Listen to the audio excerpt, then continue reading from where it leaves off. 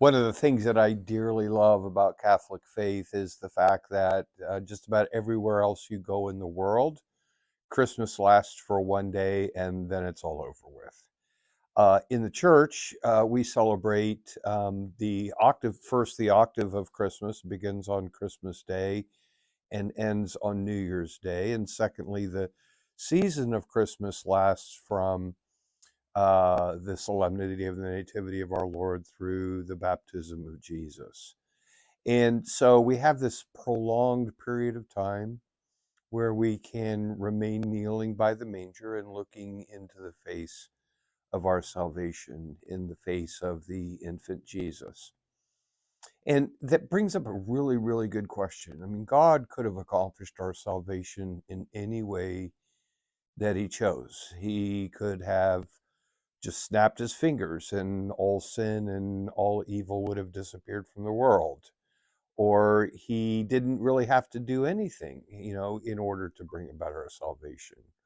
But again, we come back and back again that Jesus, or that God was very deliberate in choosing to send his only begotten Son to take on human flesh, to become like us in all things but sin, and beginning with his conception and on through his birth and life as a child, life as a baby.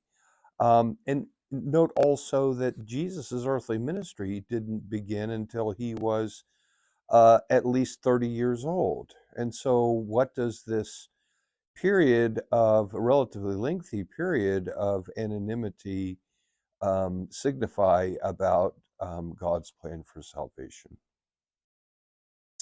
And I think the answer is that God knows that Satan loves power more than anything else. And so God chooses to bring about Satan's defeat, not through an exercise of power, but through an exercise of vulnerability. And this, Jesus' humility, his relative anonymity in the world, his initial lack of power, are all signs regarding the integrity and dignity with which God intends for people to live, and that includes you and me. And so, let's take these remaining days of the octave in the season of Christmas to contemplate the coming of our Lord in human flesh, like us in all things but sin, and confident that what he has done has accomplished our ultimate victory over both sin and death. And remember, God is who he says he is, you are who he says you are, and live the life that he made you to live.